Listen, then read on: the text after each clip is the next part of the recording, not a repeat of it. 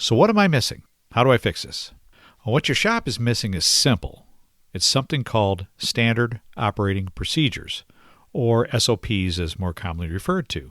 SOPs can replace the chaos in your shop with consistency, quality, and reliability in your repair process. The fix is fairly simple in concept, but it'll take some work and some commitment to create and implement in your shop environment, but absolutely worth the effort on many levels. This week, I want to help you through what this process will look like for you, what SOPs truly are, why they're important, whom does it impact in your business, and what's involved in how to accomplish this necessary upgrade to your shop. Mind wrench whispers truth so clear, tips that drive away the fear.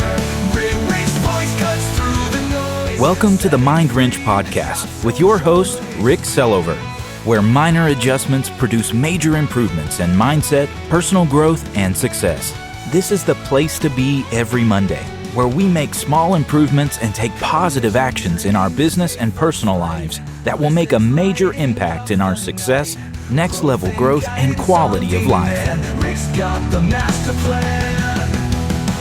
Hey, what's up, everybody? Welcome to the Mind Wrench Podcast. I'm your host, Rick Sellover. Thanks so much for stopping in. If you're a returning listener and haven't done so already, please take a minute and click the follow or subscribe button and then rate and review the show.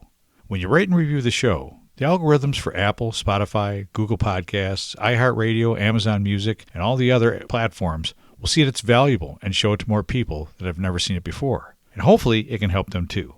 I would really appreciate your help sharing this word with your friends and family as well. And if you're a brand new listener, welcome. I hope you find something of value here that helps you in your personal or professional life as well. Please make sure to click the subscribe or follow button so you never miss another episode. All right, did you notice anything there at the beginning of the show? You know what I'm talking about, right? Yes, I changed the intro music. As a matter of fact, I changed the outro music on the last episode. Did you listen all the way to the end and catch that? Okay, be honest. Did you love it? Or at least like it? Or did you hate it? Please let me know. You can text me right in the episode or hit me up on social media, but your opinion matters. I'd really like to know. Full transparency, a couple months back at the AASP Illinois event, I was talking with my buddy Mike Anderson, and he shows me this really cool app he's been playing with that you just give it a couple prompts and a couple personal facts, and AI will make a song in any style you want in probably less than 30 seconds. It was really cool. He showed me on it. He did a couple of them real quick. So, of course, I had to download the app and try it myself. So this is my first stab at it. So what do you think? If you're interested in trying your hand at it, download Suno, S-U-N-O. I'll leave a link for it in the show notes. It's a fun app to play with, and you'd be surprised at the quality of the songs it'll make with just a couple little prompts. Anyways, speaking of Mike Anderson, I'll be celebrating my 200th Mind Wrench episode very soon. That's right, 200. That's a big number for me. I still can't believe I stuck with it this long. I mean, I started this way back at the beginning of COVID, but now I just love doing it so much, there's probably no end in sight for me. Anyways, I had the chance to interview my hero in this industry, Mr. Mike Anderson, the founder of Collision Advice and the Spartan 300 groups, for my 100th episode a few years ago. So then when I called Mike and I asked him if we could do another interview for my 200th, there was absolutely no hesitation. He said, "Of course, sir, I'd be honored." So make sure you don't miss this one coming up in a few weeks. You know it'll be great with Mike and full of great information. So as I was thinking of what I wanted to share on this week's episode, it dawned on me that for one reason or another, I've been involved in several conversations and discussions that revolved around SOPs, Standard Operating Procedures. How crucial they are to a company's success, the importance of the role they play in the collision shops these days, and how the best of the best shops all seem to have a very robust playbook of SOPs for all areas of their business. And then sadly, how there's still a large sector of repair shops not utilizing these tools. So, got me thinking, hey, wait, I have addressed this subject before a while back. Now sounds like a great time to reshare the information for those who obviously missed it the first time around. So, this week, I want to reshare my episode 140, Why Your Shop Needs SOPs. So let's roll back to September 23, and really listen to this fact-packed message.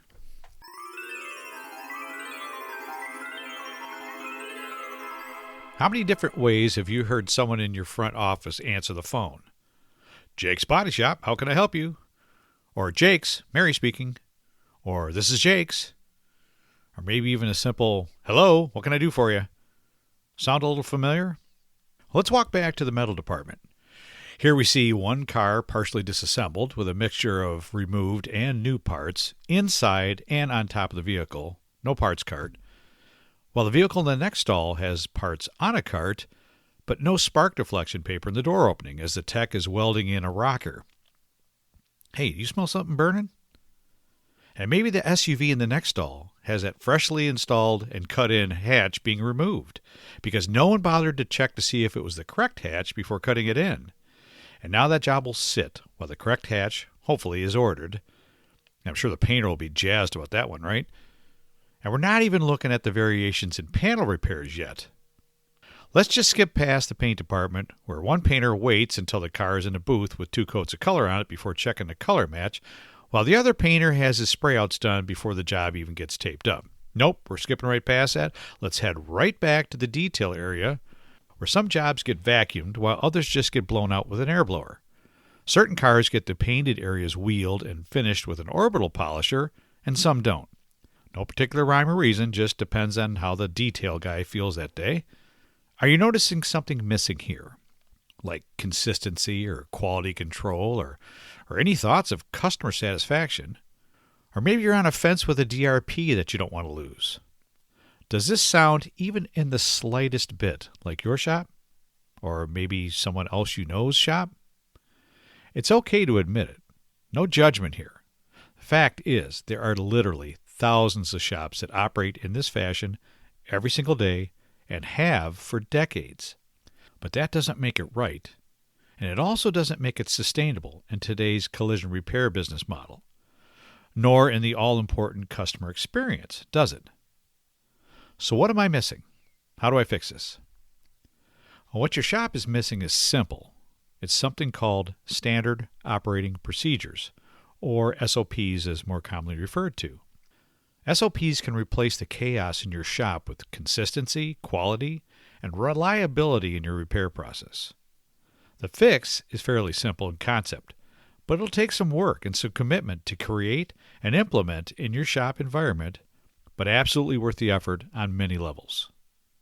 This week, I want to help you through what this process will look like for you, what SOPs truly are, why they're important, whom does it impact in your business, and what's involved in how to accomplish this necessary upgrade to your shop.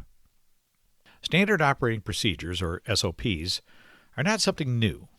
They've been used in most industries for decades, although not as common in the collision repair business as one would think.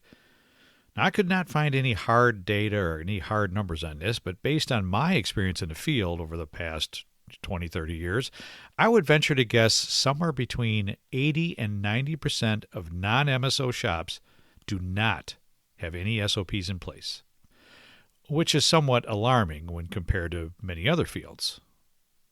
If you want a great example of what SOPs look like, just look at any medical facility that you enter, especially like an emergency room or a clinic. Every wall, every cart, every station, and every room has multiple SOPs posted, and staff are trained extensively on how to follow these instructions to a T. When you're dealing with people's health and safety, you can't afford randomness or inconsistency in procedures, right?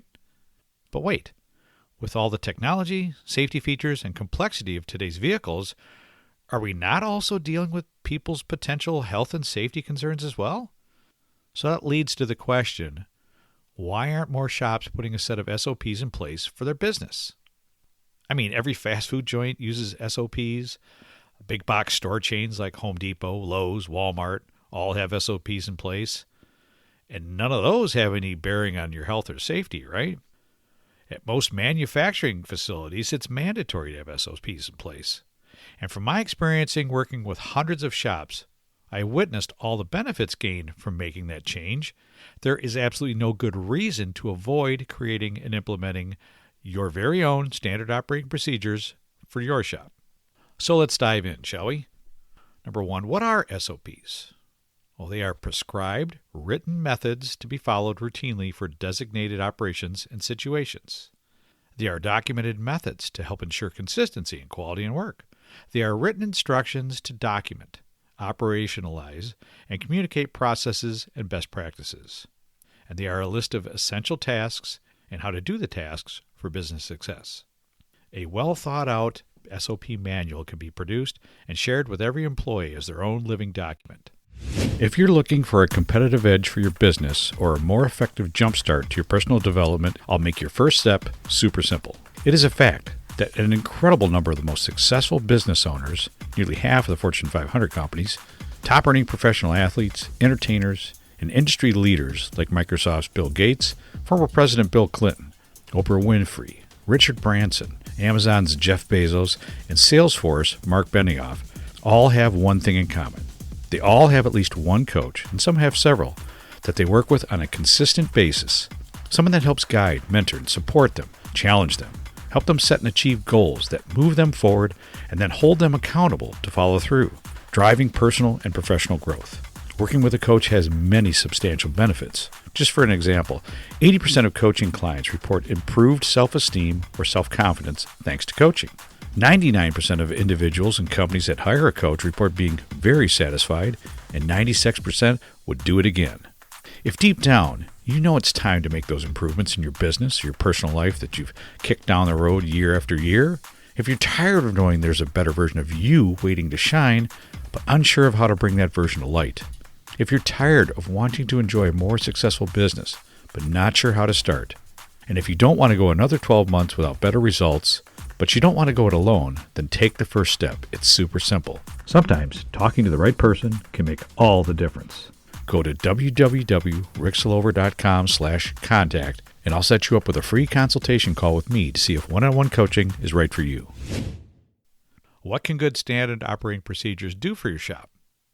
It can transform your shop from a world of chaos, missed deliveries, inconsistent repairs, and upset customers and bad reviews online to a world of smooth operations, consistently high-quality work, better CSI scores, and Google ratings. Reduce stress and on-time completed jobs delivered to your customers. They can ensure consistent results on each repair. They can minimize errors, reduce or eliminate rework. They can support quality goals, ensure better CSIs. They can save time and improve productivity. They can empower your workforce, reduce micromanaging, and they can reduce training costs and reduce rework costs. Well, who are they for? They're for everybody involved in your business, not just your techs. They're for management and ownership to ensure proper repairs are done consistently, regardless of technician or location. They're for your technicians in all departments. It helps drive efficiency, productivity, reduces missed procedures, redos, quality issues resulting from a missed or needed step, and accountability. They're for your customers. It ensures that their vehicles are fixed correctly, no quality concerns, no returns to the shop for missed operations or parts or redos, and increased CSI and customer experience. And they're for the manufacturers. Helps ensure proper repair methods are followed for customer safety, integrity of their brand, reduced loss of new sales due to poor CSX or CSI from inconsistent repairs.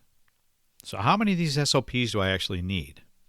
Well, while there's great arguments to have an SOP for every aspect of your business, like some industries do, you can create an SOP for how the bathroom should be cleaned, how to handle a canceled or missed appointment, or how to maintain every individual piece of equipment in your shop. But there are some basics that you should definitely have to start with. Number 1, customer communications. It would cover greetings, regular updates to customers, explaining repair processes, addressing customer concerns. Number 2, vehicle check-in or assessment.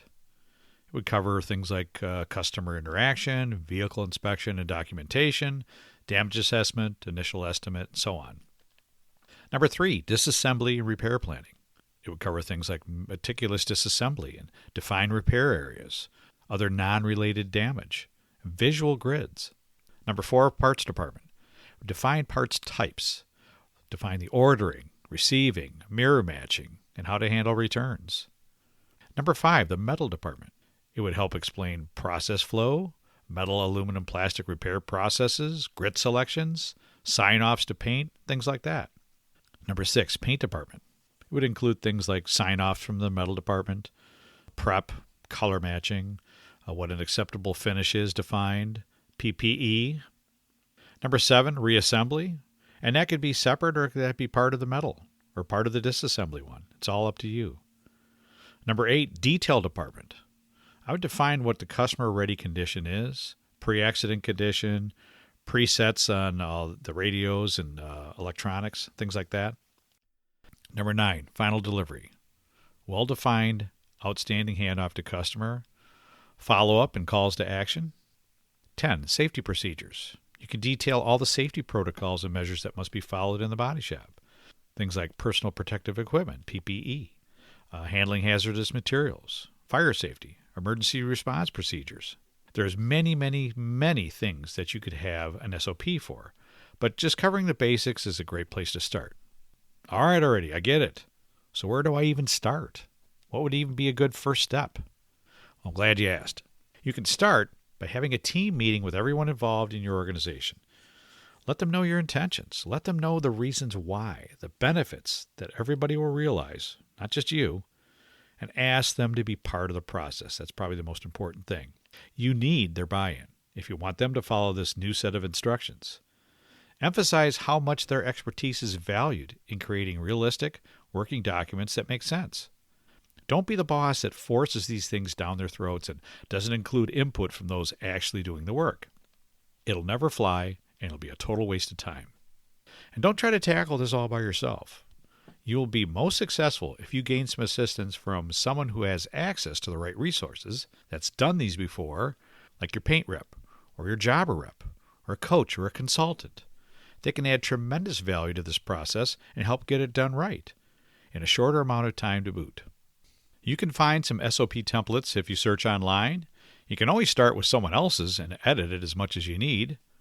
Many of the product manufacturers have SOPs online on their websites, both in printed and in video formats. 3M has a vast amount of video SOPs for every aspect of the repair process. Most all the paint companies do as well.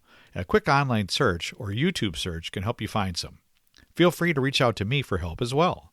If you decide to just start from scratch or a very basic template, here's a few helpful hints. Number 1, describe the task in detail. Number 2, use pictures if available, because they are helpful. Number 3, stress safety is necessary. 4, have some of your employees help in drafting those SOPs. Number 5, get a buy-in from all your employees. Number 6, make sure intended employees understand them. Number 7, set up a system to monitor them. Number 8, make sure to name the SOP accordingly.